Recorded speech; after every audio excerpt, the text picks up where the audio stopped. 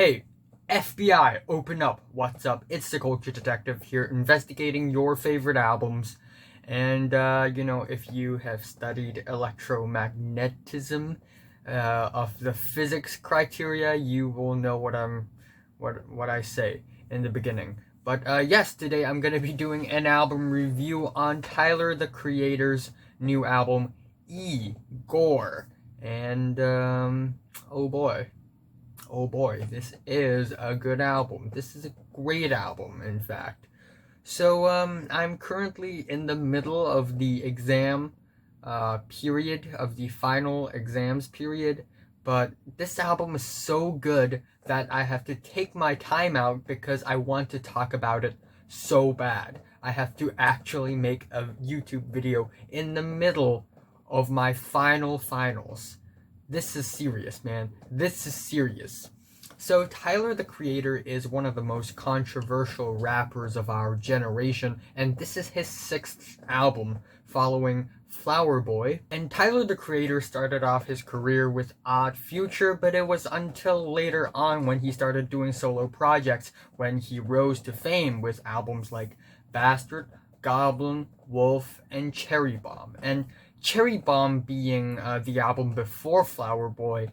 And while I don't think it's a terrible album, it's very messy and clunky production, and the childishly edgy attitude that this album radiates is sometimes kinda off-putting.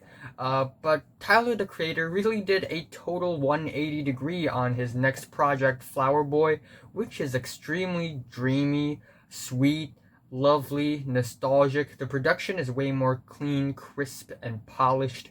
And Tyler the Creator manages to balance between pop music and rap music. Tracks like 911, Boredom, Who Dat Bois are always great tracks, and See You Again is amazing. And not like Tyler the Creator doesn't know how to make a super duper good ass rap banger, he dropped Yonkers, which is one of my favorite Tyler the Creator songs because it's just this minimalistic raw banger.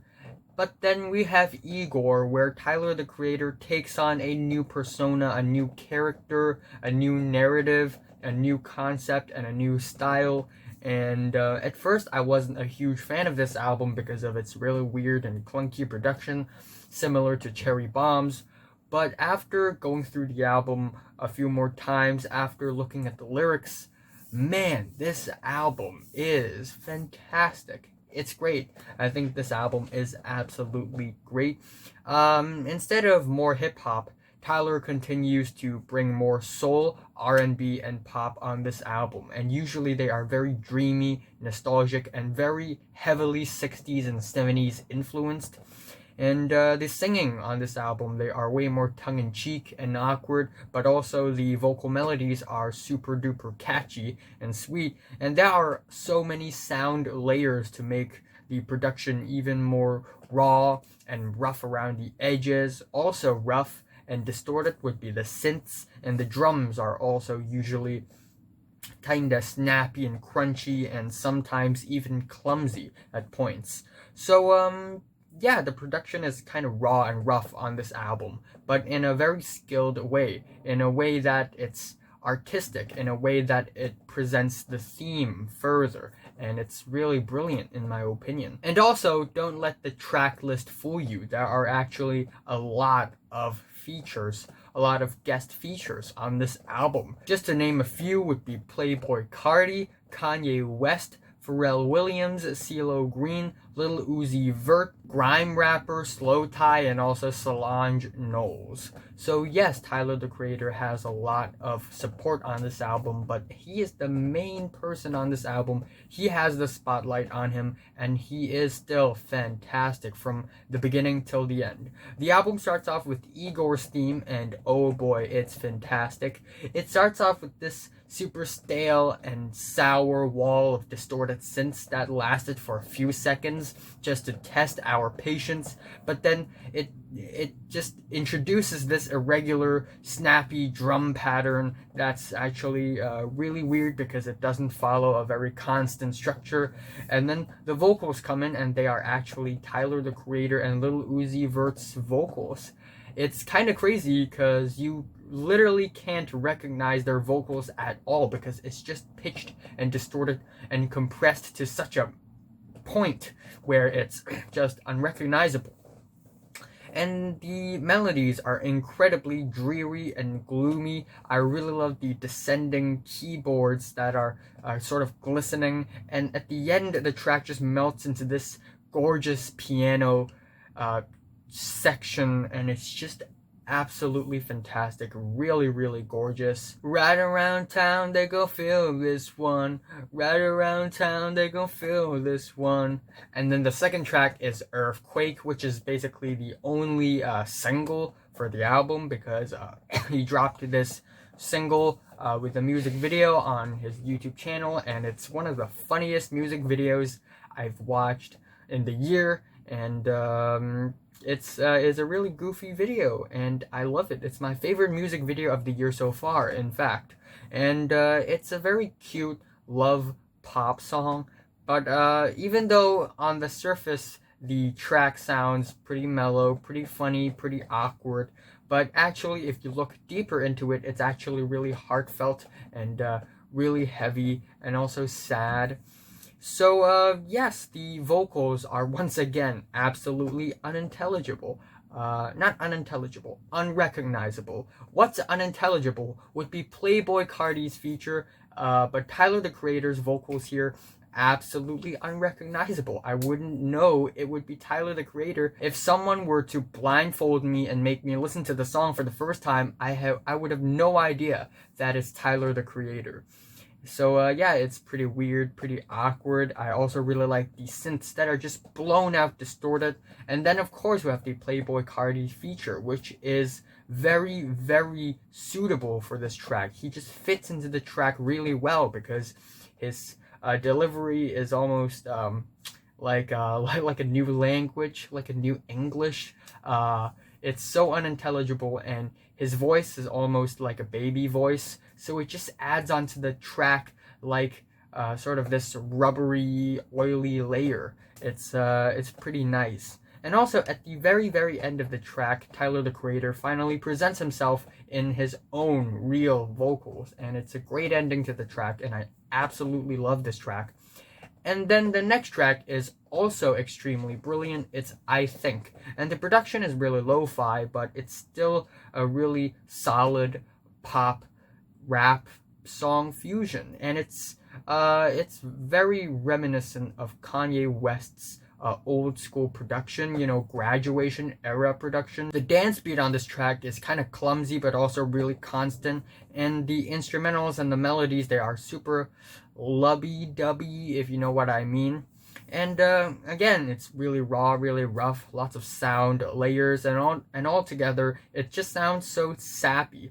Sad, happy, sappy, and in the nicest and dreamiest way possible. I really like the jazzy instrumental bridge, and the pianos at the end of the track are absolutely beautiful, and it actually transitions into the track sometimes on the album Flower Boy perfectly if you have paid enough attention. I think I'm falling in love. And then up next we have sort of this interlude called Exactly What You Run From, You End Up Chasing, and it's actually a snippet and an excerpt from an interview or more of a conversation. And the next track, Running Out of Time, is also pretty good, even though it's probably the weakest track on the entire album because it's a little messy, it's a little too mellow. But still, I like it a lot. The melodies are kinda catchy. I also really like the instrumental bridge and the swirling synths and the very cold-blooded verse at the last leg of the track. But yes, the album definitely picks up its pace after this track. Once again, we have the track New Magic Wand, and it's probably the darkest track on the entire album. It just sounds absolutely gloomy and dreadful. The vocals are super faint, and it's always hiding in the background under all these layers of sinister electric keyboards, these skittery percussions, and these horror movie synths. And yeah, the vocal deliveries, they are just so, oh, it's like, oh, it's so heavy in the heart. Please don't leave me now. And we also get some really amateurish vocals from Tyler the Creator, and they actually add onto the very sad and lonely and alienating theme of the track. And this track is essentially about Tyler the Creator going psycho because of this love triangle thing, and it just, yeah, it really sounds like he's going psycho on this track. At the end, he's just almost freaking out, and we also get the chorus of the thing, which is just which sounds pretty evil. New magic, new magic, new magic wand, and yeah. However, the next track, a 180 tonal shift. It's A Boy Is a Gun, and it's one of my favorite tracks on this album. My favorite track on this album is either A Boy Is a Gun or it's Earfquake. It's either one of those, and I can't choose because both of them are just so good. Also, Igor's theme. But yeah, A Boy Is a Gun is an absolutely beautiful rap song that's super solid and watertight. The sample is super soulful because it's actually sampled from the same sample from Bound 2 from Kanye West off of Yeezus, also Bound 1, which is earlier than Bound 2 because duh, and Bound 1 is actually also produced by Tyler and Kanye together. And now Tyler uses the same sample to create an even dreamier rap song, and it's absolutely beautiful, absolutely gorgeous and addicting. Don't shoot me down. Don't shoot me down. You're so motherfucking dangerous. You're so motherfucking dangerous. A boy is a gun. It's absolutely fantastic, and the song is so comforting, but yet so sappy, and also so lovely and dreamy, but also kind of downtrodden. And I just really love the vibe that this track gives off, and the vibe that this entire album gives off, because it's just so sappy. It's kind of happy and bright, but at the same time kind of sad and kind of gloomy and dreary. It's two very conflicting feelings melted together to form this very beautiful palette of feelings and emotions, and I love it. And then we have the next track, Puppet, and it actually features Kanye West out of all people, and it's again a crazy tonal change from the previous track. We get some triple flows at the beginning with some repetitive keyboards, and then the moody strings sort of swell from beneath, and we also get some marching drums which go together and make this instrumental way more sweet. And then we have the instrumental shift at the second half of the track, and it's actually pretty cinematic and theatrical. Kanye West comes in with his vocals and some rap verses, and it's pretty nice. And again, the snares, they are marching, and the strings, they turn dusty, and the melodies become very glistening and twinkly, and overall it's such a sweet and smooth and dreamy ending to the track, like many other tracks on this album, and it's genius. And then we have the track What's Good, which is the sharpest, rawest, and roughest banger of the entire album. It's straight up hip hop, and before the track starts off, we get another vocal snippet from the conversation that Tyler had, and it's like, you finally come to your senses, and then we get this track, and it's almost like this track is the moment where Igor's arc had completed, and now Tyler the Creator fully embodies Igor. And yes, indeed, the track is such a freaky banger. We get some super sour and distorted synths, as well as some crunchy drums, and altogether they become pretty sinister and weird and whack. And it's also very noisy and bold and braggadocious. And once in a while, we will get some sci-fi synth leads, which are a pretty nice touch to the track. It's like a slight instrumental tonal shift, but then also we fall back to the very raw, crunchy, snappy banger beat, and at the end of the track, it just gets super bass boosted, and it just gets super freaky, and I love it. And throughout the entire track, his delivery, his vocals are muffled, and it just makes the track, it just gives the track a very special texture. And then we have the 10th track. And as per usual, the 10th track is usually a two-parted track. On the last album, it's 911, Mr. Lonely. And then on this album, it's Gone Gone, Thank You. So the first half is Gone Gone, and it's such a beautiful, bright, summery tune. It's super dreamy, but also super sad. I also really love the drums that are just constantly clashing against each other. And the singing is pretty fantastic. Actually, CeeLo Green is on the chorus of this thing. And the melodies, they warm your heart with sadness. It's so strange. Whether it's rain or shine, I know I'm fine for now. My love's gone, my love's gone. And it's amazing. I know my singing is pretty bad, but you get the idea. I can't use a song snippet on this video or else I'll get copyright claimed and stuff. But yeah, it's a great track. The chords of the instrumental sort of tone down a little bit in order to transition onto the second half, and Tyler the Creator gives a very funny delivery, also very straightforward as well, and it's almost like Tyler the Creator denying his addiction to this love, this relationship, and he keeps telling himself, I don't need this relationship no more, I'm gonna move on, I wanna move on, and I don't need you, thank you, and then on the next track it's I Don't Love You Anymore, and it's narratively speaking, it follows the previous track. And even though on the surface the instrumentals sound pretty small, pretty lo-fi, and also pretty messy at times, but if you look deeper onto the track, it's like Tyler the Creator had thrown a temper tantrum on this thing, where he really, really wants to force himself to move on, and he wants to convince himself that he doesn't love this person anymore. I don't love you anymore! The instrumentals on this track are very moody and downtrodden, and the drum sequence, they are actually really constant and loud, and the rap verses, they are actually really faint. So it's almost like Tyler the Creator had given more space for the instrumentals to be louder, while his own voice just gets way more quieter on this track. And while it's not one of the best tracks on the album, I still love it quite a bit. And then we have the ending of the album, Are We Still Friends? And it's one of the best album endings I've heard all year. It's a pure soul song. It has a really heavy soul vibe, and it's absolutely beautiful, almost nocturnal. Actually kind of reminds me of LCD Sound System's New York I Love You, because it gives off a similar vibe, like a really final vibe.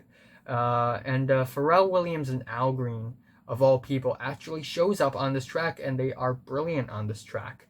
We also get some backing bass guitars, and also lead guitars, and also backup vocals on this track, backing up Tyler the Creator, who has the spotlight on him, and he just sings very naturally, very expressively, very emotionally. And at the end, we get this vocal freakout, which is excellent, and a great way to end off the album, a great way to conclude the album. And overall, the track is just so nostalgic and dreary.